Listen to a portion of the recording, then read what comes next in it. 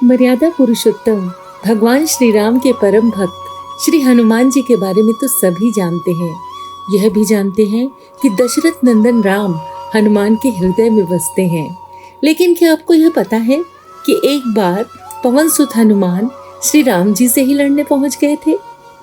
हो सकता है आपको यह जानकर हैरानी हो, लेकिन यह सत्य है और इस घटना का जिक्र श्री राम कथा में भी सुनने और पढ़ने को मिलता है। लेकिन इससे भी ज्यादा हैरान करने वाली बात यह है कि पवन सुत जब श्री राम से लड़ने के लिए तैयार हुए तो उन्होंने सौगंध भी मर्यादा पुरुषोत्तम राम जी की ही ली थी।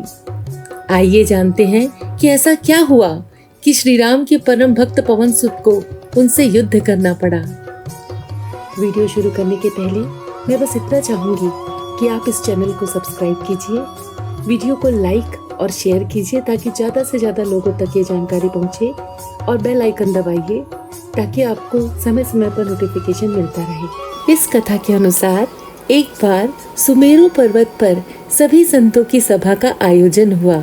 कैवर्त देश के राजा सुकंत भी उसी सभा में सभी संतों का आशीर्वाद लेने जा रहे थे। रास्ते में उन्हें देवर्षि नारद मिले। राजा सुकंत ने उन्हें प्रणाम किया। इस पर श्री नारद जी ने उन्हें आशीर्वाद देकर यात्रा का प्रयोजन पूछा। राजा सुकंत ने उन्हें संत सभा के आयोजन की बात बताई। इस पर नारद मुनि ने कहा, अच्छा है, संतों की सभा में जरूर जाना चाहिए। ऐसा कहकर सुकंत को जाने का आदेश दिया। सुकंत जैसे ही सभा में जाने के लिए बढ़े, वैसे ही नारद जी ने उन्हें आवाज दी। इसके बाद उन्होंने कहा कि जिस सभा में जा रहे हो उसमें सभी को प्रणाम करना, लेकिन ऋषि विश्वामित्र का अभिवादन बिल्कुल मत करना। इस पर सुकंत ने पूछा कि क्या ये उचित है? तब श्री नारद जी ने कहा कि तुम भी राजा हो, वो भी पहले राजा ही थे, अब संत हो गए हैं, तो प्रणाम मत करना। राजा सुकंत ने कहा ठीक है, और वैसा ही किया। सभा के समाप्त होते ही विश्वामित्र जी श्री राम से मिलने पहुंचे। वहां पहुंचकर उन्होंने बताया कि उनका अपमान हुआ है, वह इसे भूल भी जाते, लेकिन यह तो संत परंपरा का अपमान है। राम जी ने पूछा, गुरुजी क्या हुआ? तब विश्वामित्र ने कहा कि मेरा अपमान हुआ है। राम जी ने पूछा, किसने किया है? तब विश्वामित्र जी ने कहा कि जानकर क्या करोगे? इस पर श्री राम जी ने कहा कि गुरुजी, आपके चरणों की सौगंध, मैं ये प्रतिज्ञा लेता हूँ कि जो सिर आपके चरणों में नहीं झुका है उसे काट दिया जाएगा। कल सुबह मैं उसका वध करूंगा। श्री राम की इस सौगंध का जैसे ही राजा सुकंत को पता चला, वह नारद मुनि को ढूंढने लगे। काफी देर तक वे परेशान रहे, लेकिन नारद मुनि उन्हें मिल ही नहीं रहे थे। व्याकुल होकर जब वे रोने लगे, तब नारद जी प्रकट हुए। सुकंत ने हाथ जोड़कर उन्हें सारी बात कह सुनाई, साथ ही प्राण दान की विनती की। इस पर नारद जी ने उन्हें माता अंजनी की शरण में जाने की सलाह दी। यह भी कहा कि अगर तुमको बचना है तो वे तुम्हें जरूर बचा लेंगी, लेकिन यह भी कहा कि वह किसी को यह नहीं बताएंगे कि नारद जी ने उन्हें यह सलाह दी है। राजा सुकंत अंजनी माता के द्वार पर पहुंचकर जोर जोर से रोने लगे। राजा सुकंत के रोने की आवाज सुनकर माता अंजनी बाहर पहुंची। तब उन्होंने कहा कि माता मुझे बचा लें, अन्यथा विश्वामित्र जी मुझे मार डालेंगे। इस पर माता अंजनी ने सुकंत को उसके प्राण बचाने का वचन दिया। उन्होंने कहा कि तुम मेरी शरण में हो, तुम्हें कोई नहीं मार सकता। इसके बाद राजा सुकंत को विश्राम करने के लिए कहा। शाम ढले जब हनुमान जी माता अंजनी के पास पहुंचे तो उन्होंने सारी बात बताई, लेकिन सुकंत को बुलाने से पहले पवन सुत से सौगंध लेने को कहा। तब हनुमान जी ने कहा, श्री राम के चरणों की सौगंध लेते हैं कि वह सुकंत के प्राणों की रक्षा करेंगे। तब माता अंजनी ने राजा को बुलाया। हनुमान जी ने पूछा, कौन है जो तुम्हें मारना चाहता है? तब सुकंत ने बताया कि श्री राम उन्हें मार डालेंगे। इतना सुनते ही माता अंजनी हैरान रह गई। उन्होंने कहा कि तुमने तो विश्वामित्र जी का नाम लिया था। तब राजा ने कहा कि नहीं, वह तो मरवा डालना चाहते हैं, लेकिन मारेंगे तो राम ही। हनुमान जी ने राजा सुकंत को उनकी राजधानी में छोड़ा और श्री राम के दरबार में पहुंच गए। वहां पहुंचकर उन्होंने राम जी से पूछा कि वे कहाँ जा रहे हैं। तब मर्यादा पुरुषोत्तम ने बताया कि वे राजा सुकंत का वध करने जा रहे हैं। तब हनुमान जी ने कहा, प्रभु उसे मत मारिए। राम जी ने कहा, वह तो अपने गुरु की सौगंध ले चुके हैं, अब पीछे नहीं हट सकते। जैसा कि हम सब जानते हैं कि रघुकुल रीत सदा चली आई, प्राण जाए पर वचन न जाए। हनुमान जी ने कहा, प्रभु मैंने उसके प्राणों की रक्षा के लिए अपने इष्ट देव यानी आपकी सौगंध ली है। तब राम जी ने कहा कि ठीक है, तुम अपना वचन निभाओ, मैं तो उसे मारूंगा ही और अपना वचन निभाऊंगा। हनुमान जी राजा सुकंत को लेकर पर्वत पर पहुंचे और राम नाम का कीर्तन करने लगे। उधर राम जी राजा सुकंत को मारने के लिए उनकी राजधानी पहुंचे, लेकिन वहां पर राजा सुकंत नहीं मिले। फिर वे उन्हें ढूंढते हुए पर्वत पर पहुंचे। वहां हनुमान राम मंत्र का जाप कर रहे थे।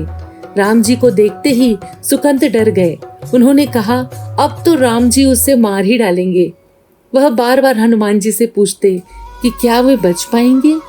तब उन्होंने कहा कि राम मंत्र का जाप करते रहो और निश्चिंत रहो, भगवान नाम पर पूरा भरोसा रखो। लेकिन वे काफी डरे हुए थे। हनुमान जी ने सुकंत को राम नाम मंत्र के घेरे में बिठा दिया। इसके बाद राम नाम जपने लगे। राम जी ने राजा सुकंत को देखकर जब बाण चलाना शुरू किया तो वह राम नाम के मंत्र के आगे विफल हो जाते।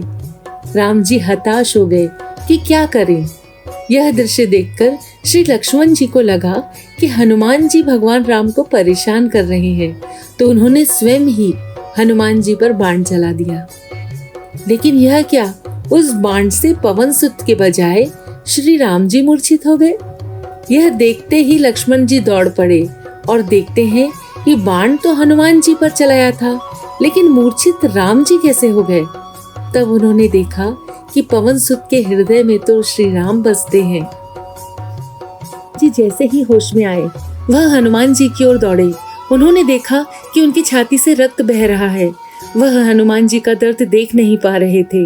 वह बार बार उनकी छाती पर हाथ रखते और आंखें बंद कर लेते। पवन सुत को होश आया तो उन्होंने देखा कि राम जी की आंखें बंद हैं और वे हनुमान जी की छाती पर बार बार हाथ रखते हैं।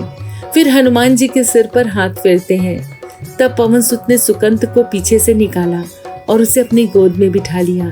तभी राम ने फिर से हनुमान जी के माथे पर हाथ फेरा, लेकिन इस बार वहां पवन सुत की जगह राजा सुकंत थे। राम जी मुस्कुराए और हनुमान जी बोल उठे कि नाथ, अब तो आपने इनके सिर पर हाथ रख दिया है, अब तो सब कुछ आपके हाथ में है। इनकी मृत्यु भी और जीवन भी आप ही सुकंत के जीवन की रक्षा करें। राम जी ने हनुमान जी से कहा कि जिसे तुम अपनी गोद में बिठा लो उसके सिर पर तो मुझे हाथ रखना ही पड़ेगा, लेकिन गुरु जी को क्या जवाब देंगे। तभी हनुमान जी को विश्वामित्र जी सामने से आते दिखाई पड़े। उन्होंने राजा सुकंत से कहा कि जाओ, तब प्रणाम नहीं किया तो क्या हुआ, अब कर लो। राजा ने दौड़कर विश्वामित्र जी का अभिवादन किया, उनके चरणों में गिर गए। वह भी प्रसन्न हो गए।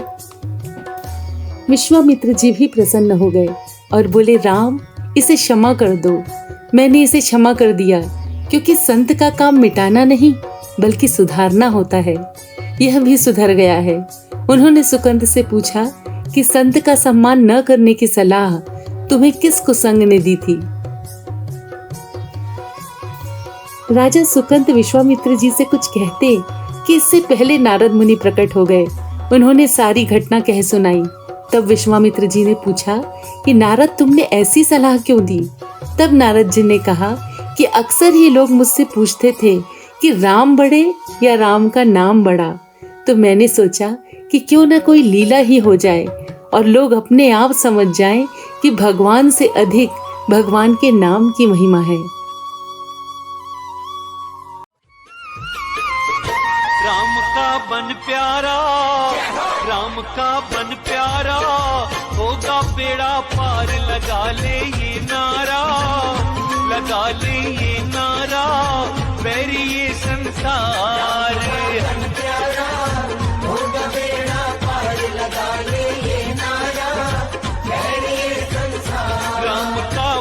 प्यारा, राम का बन प्यारा।